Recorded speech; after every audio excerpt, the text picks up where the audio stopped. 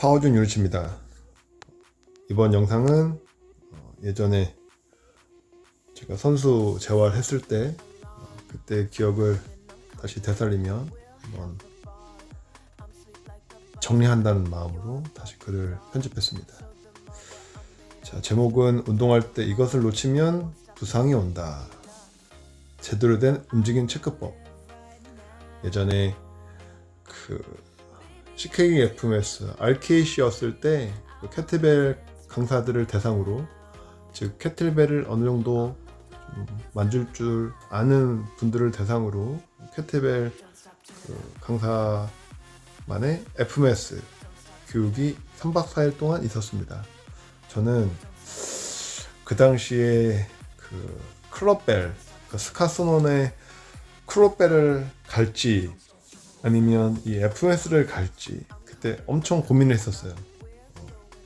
근데 그 당시 클럽벨 갔었으면 재밌었을 텐데 그 당시에 CST라고 있었습니다. 스카소논의 CST, 지금은 모던 클럽벨만 교육을 하는데 그 당시에 CST는 이제 Circular Strength Training 뭐 이런 약어였어요. 그래서 클럽벨 테스트 하나랑 그리고 파라사라 요가 그리고 인트플로라고 하는 이제 그라운드 워크 관련된 세 가지 교육을 해야지만이 됐었는데 이제 그게 좀 지금 하나만 되고 있죠. 아무튼 그래서 그 당시에 이제 CKFMS를 선택하고 그때 만났던 제프 오코너라고 하는 마스터 분한테 이런 얘기를 들었습니다. 거의 모든 운동 프로그램, 특히 이제 선수들을 위한 특화된 프로그램은 근력 및 컨디셔닝에만 집중할 뿐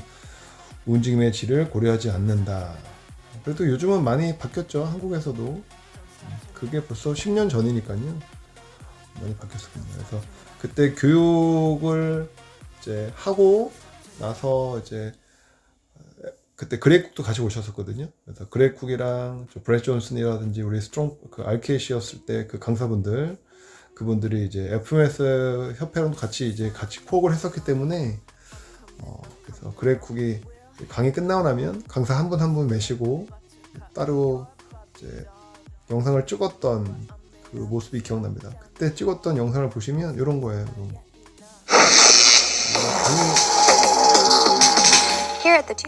여기 강의실이었거든요. 여기 강의실에서 이제 렉처를 하고 끝나고 나면 우리는 이제 다시 실습장에 가서 다시 실습하고 다시 여기 와서 3시간짜리 또 강의를 듣고, 그 당시는 제가 영어를 더 못했었기 때문에 좀 아쉬워요. 다시 이 교육이 생기면 가서 들을 것 같습니다. 지금 이거는 이제 ASLR 관련된 영상을 설명하고 있습니다. 자, 그 당시 14년, 15년 전에 파워전이 신사역 쪽에 처음 오픈했고요. 그 당시 이제 선수들 트레이닝을 좀 했었는데 그때 에피소드를 다시 한번 떠올리며 영상을 제작해 봅니다. 운동을 열심히 하면 몸이 좋아질 거라 믿는 사람들이 많죠. 하지만 움직임이 무너진 상태에서 강도 높은 운동을 하면 어떤 일이 벌어질까요? 저는 항상 이 질문을 던집니다. 기능적이지 못한 신체에 기능적인 운동 패턴을, 즉 훈련을 하게 되면 기능적인 결과가 나올까요? 혹은 기능적인 신체의 정의가 무엇일까요? 또 기능적인 훈련이 무엇일까요? 그리고 기능적인 결과는 또 무엇을 말할까요? 기능적이란 뜻은 절대적인 개념이 될 수도 있고요. 혹은 상대적인 개념이 될 수도 있어요. 자, 예를 들어서 우리가 이제 십자인대가 다쳤습니다. 십자인대가 다친 사람에게 캐틀벨 스윙이 도움이 될까요? 이거는 절대 기능적이 될 수 없죠. 마찬가지입니다. 움직임 패턴이 안 좋은 사람한테 그런 운동을 하게 되면 결과는 더 나빠질 수 있죠. 그리고 예를 들어 또 십자인대 다친 사람한테 십자인대 관련된 재활을 하면 그분은 이제 그 운동은 그분에게 기능적인 운동이 되겠지만, 그렇죠? 거꾸로 십자인대 기능에 도움이 되는 운동이 정상적인 사람한테 효과적일까요? 물론 효과적입니다. 하지만 비효율적인 거죠. 자, 이렇게 상대적이고 절대적이고 그리고 효율, 이런 모든 것들을 상황 맞춰서 생각을 하셔야 됩니다. 요즘 넘쳐나는 컨텐츠들 되게 많죠. 스트렝스에 관련된, 또 모빌리티에 관련된, 또 움직임 패턴에 관련된 이런 컨텐츠가 너무 많습니다. 하지만 너무 배움에 치우친 나머지 그거를 다시 한번 생각하는 시간이 없는 것 같아요. 배운 게 많다면 그 배운 것들을 적용하면서 이 적용할 때 어떻게 효율적으로 쓸지, 아니면 이것보다 좀 더 발전적인 방향으로 이 시스템들을 또 확장시킬지, 이러한 좀 한 단계 성숙된 이런 모습이 좀 필요하지 않을까 싶습니다. 축구 선수가 왔었습니다. 무릎 수술했고 또 재활센터에서 이제 마지막 재활이라고 하는 거는 펑셔널 트레이닝이에요. 등속성 장비를 통해서 근육의 비율도 맞추고 또 방향 전환, 또 프라이메트릭, 이런 스포츠 스페시픽한 트레이닝을 아마 했을 겁니다. 팀 복귀 전에 좀 부족한 근력적인 거를 케트벨을 통해서 좀 끌어올리고 싶어서 그때 왔었습니다. 그래서 생각했죠. 운동을 해도 괜찮을까? 별 문제 없나요? 라고 물어봤겠죠. 네, 대답은 기능 훈련을 하고 나면 커팅 동작, 감속, 가속 이런 훈련을 했겠죠. 하면 무릎 통증이 좀 있었다고 합니다. 그러면 우리가 무엇을 해야 될까요? 팀 복귀가 다가왔으니 통증을 참고 계속 밀어붙일까요? 아니면 통증이 있으니까 다시 재활로 후진시킬까요? 그럼 이 선수한테 무엇이 문제일지 한번 생각해 봅시다. 그래서 그 당시에 저는 이제 FMS 교육을 받고 FMS를 이제 평가를 했겠죠. 사실 저는 FMS를 너무 좋아합니다. 지금도 공부하고 있고요. 그리고 그레이쿡이 영상 올리면 꾸준히 찾아서 보고 있습니다. 그들과 함께 일하는 분들이 엄청 말씀도 잘하시고 되게 브레인이에요. 그분들 얘기만 그냥 듣고 살아도 제 자신이 엄청 업그레이드 되는 걸 느낍니다. 그래서 검사를 했습니다. 딥스쿼트 1점, 허드스텝 2점, 2점이면 2점, 인라인 런지 2점, 2점, 그래서 ASLR 3점, 3점. 오, 굿. 딥스쿼트만 빼고 다 괜찮아요. 숄더 모빌리티, 비대칭 1점, 트렁크 스테빌리티 푸시업 3점, 로타리 스테빌리티 2점.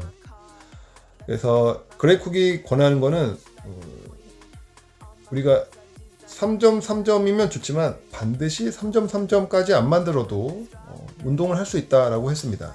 최소한 통증 없고 1점 없고 비대칭 없으면 좋다고 했고, 그런 점수가 최소 14점 이상이면 좋다고 했습니다. 점수를 보면 14점 괜찮았죠. 하지만 우리가 1점을 찾아냈습니다. 첫 번째 모빌리티부터 볼게요. RS는 모빌리티가 아니고 ASLR과 숄더 모빌리티 보면 ASLR은 패스, 그다음에 숄더 모빌리티가 비대칭 1점 떴죠. 그런데 이 선수의 통증은 어깨, 허리 이런 데가 아니라 무릎이었습니다. 점수만 보면 무릎과는 큰 상관없지만 아니죠. 딥스쿼트를 보시겠습니다. 딥스쿼트. 딥스쿼트 1점. 물론 흉추 모빌리티가 안 좋으면 스쿼트에도 영향을 줄 수가 있어요. 왜? 몸을 최대한 오버헤드로 올려야 되는데 올리지 못하니까. 그게 무릎과 물론 연관이 있을 수 있지만 직접적인 연관은 없다고 봅니다. 그러면 무엇을 생각해야 될까요? 하지와 연관된 ASLR, 모빌리티. 얘는 3점이에요.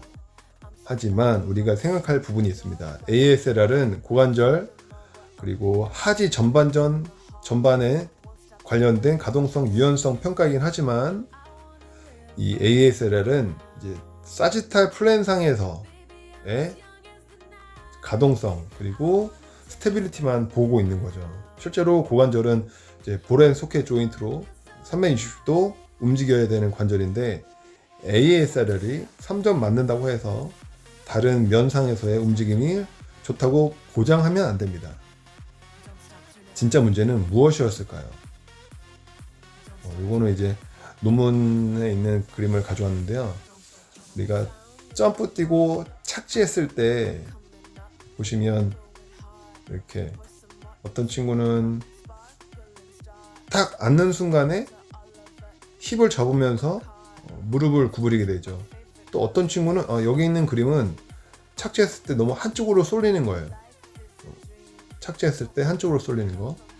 즉 패턴이 점핑 후 랜딩 패턴이 이제 비대칭인 거죠. 이게 물론 이제 흉추 모빌리티 때문에 그럴 수도 있어요.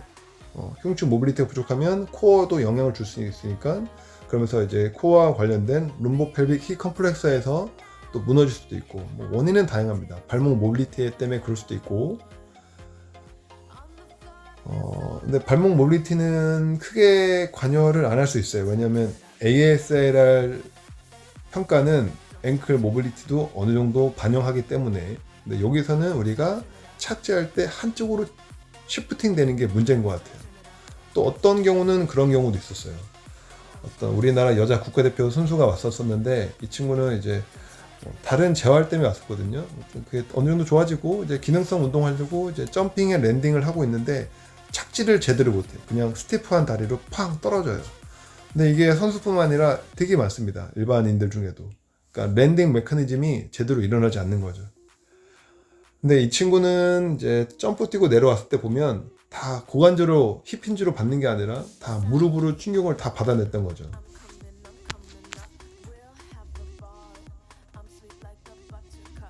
그러니까 저에게 왔던 선수는 힙힌지 패턴이 아니라 다 무릎으로 충격을 받는. 그래서 우리가 놓치고 있는 부분은 이거였던 거죠. 그래서 우리가 어떤 FMS 점수만 봤을 때는 점수가 좋았지만 하지만 우리가 진작 간과하겠던 거는 어떤 움직임 패턴에 대한 얘기. FMS도 물론 움직임 패턴을 얘기하고 있지만 좀 더 기능적인 다이나믹한 그런 움직임 패턴까지도 골고루 넓게 봤어야 됐다 하는 얘기입니다. 예전에 전 세계에서 되게 깜짝 놀랄 만한 두 분이 그레이 쿡과 맥길 분이 스탠포드 대학에서 세미나를 열었었어요. 이때 진짜 엄청난 내용이 있었거든요. 그레이 쿡이 이제 처음에 이제 시작을 열었습니다. FMS는 이런 내용이고 FMS는 이렇게 우리 몸을 평가하기 때문에 이게 선수들 부상 예측하는 차원에서도 또 방지하는 차원에서도 의미가 있다. 딱 박수 받고 멋지게 프레젠테이션을 끝내고 다음에 이제 맥길 박사님께서 오셨습니다. 좋은 강의였어. 당신이 말한 대로 move well, move often 잘 움직이고 자주 움직였더니 부상이 방지되는 게 아니라 오히려 부상이 많아질 수도 있더라. 왜? 움직임이 좋은 선수가 경기를 많이 하면 많이 할수록 외부 노출에 쉽게 노출되기 때문에 부상 받을 확률이 높아진다는 거예요. 즉 FMS는 당장의 움직임 패턴을 보는 것도 의미가 있지만 앞으로 그 포텐셜 인저리에 대한 모든 것들을 측정할 수 없다, 예측할 수 없다라고 하는 게 맥길 박사님의 의견이었습니다. 그래서 FMS가 잘못됐다는 게 아니라 그거 말고도 다른 움직임 패턴을 측정할 수 있는 생각을 해야 된다라는 게 주제였던 거죠. 그 당시 저는 되게 재밌었어요. 왜냐하면 제가 두 분을 리스펙하지만 저는 FMS를 아주 믿었었고 아주 공부를 아주 재밌게 하고 있었던 사람이었기 때문에 그 스터트 맥길의 박사님의 얘기가 너무 맞았던 거예요. 그래서 특정 목적을 둔 평가에만 의존하는 것은 위험하다.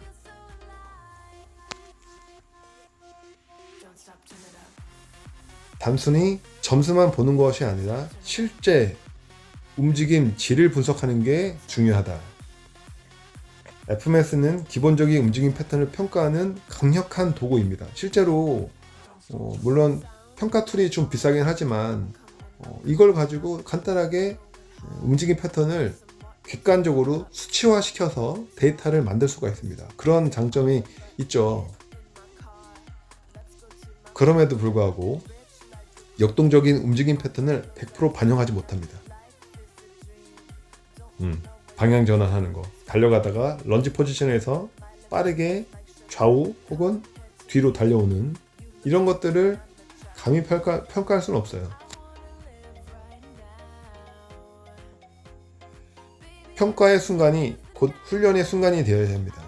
그러니까 우리가 평상시에 회원분들을 수업할 때 예를 들어서 저는 이제 가끔 캐트벨도 가르치지만 바디웨이트도 시키거든요. 회원들에게 권유합니다. 그래서 예를 들어서 스플릿 점프 같은 거, 스플릿 런지에서 점프 뛰는 거, 이때 회원분들 보면 다 가지각색이에요. 어떤 분들은 착지할 때 뒷발로 착지하면서 내려앉는 분, 어떤 분은 두 발로 착지를 하지만 부드럽게 소프트 랜딩을 못하고 탁 멈춰요. 그대로 충격을 받아들입니다. 랜딩 메커니즘이 부족한 거죠. 어떤 분은 몸이 너무 앞으로 날아가거나 또 어떤 분은 몸을 너무 뒤로 빼거나 다 잘하는데 소리가 크게 나면서 랜딩을 하는 분, 그러니까 충격 흡수를 못하는 거죠. 이런 모든 것들, 그러니까 제가 하나의 예를 든 겁니다. 그래서 회원분들에게 수업할 때도 각 동작들은 매 순간순간이 내가 긴장하고 있어야 될 순간인 거예요. 그 순간을 내가 계속 캐치해서 이제 부족한 부분, 내가 개선하고 싶은 분들을 계속 찾아서 만들어내야 되는 거죠. 그래서 우리는 특정 틀에 갇혀만 있고 중요한 신호를 놓치고 있는지 아닌지 꼼꼼히 고민해야 된다는 거. 그래서 제시합니다.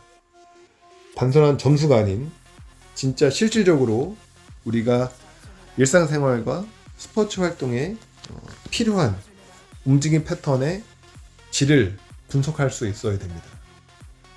그래서 FMS 뿐만 아니라 역동적인 움직임 평가도 함께 진행해야 합니다. 보상 패턴을 인식하고 원인을 찾아 단계적으로 개선해야 됩니다.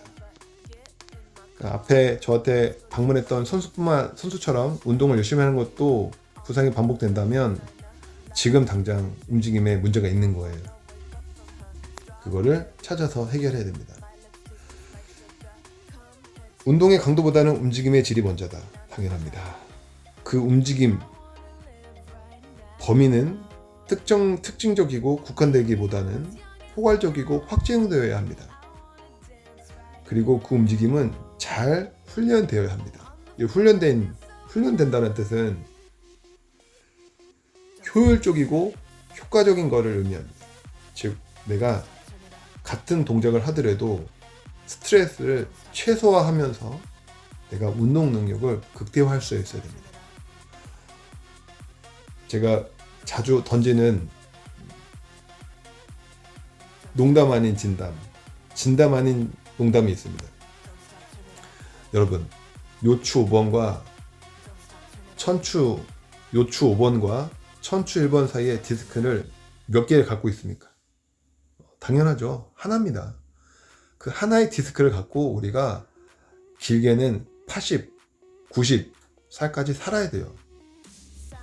하지만 우리는 너무 중량이라든지 그런 기록적인 거에 너무 의미를 부여하기 때문에 그게 다 좁아들고 그럼으로 인해서 주변 골격의 퇴행성 변화가 생기기도 한답니다. 자, 지금 여러분의 움직임 괜찮으신지 확인해 보셔야 됩니다. 저는 매 순간 제가 운동할 때 그리고 저희 회원분들 수업할 때 그냥 반복 횟수가 아니라 항상 이런 관점을 보면서 운동하기를 권해드립니다.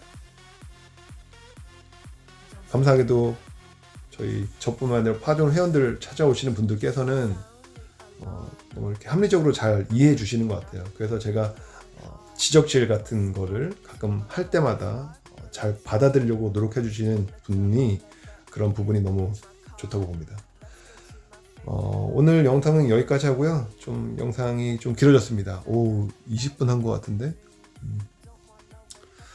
중요한 내용인 만큼 여러 가지 에피소드도 생각났고 이런 얘기 저런 얘기를 많이 덧붙인 것 같습니다.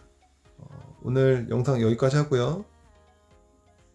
다음에 좋은 컨텐츠로 또 찾아뵙도록 하겠습니다. 파워존 윤주셨습니다. 감사합니다.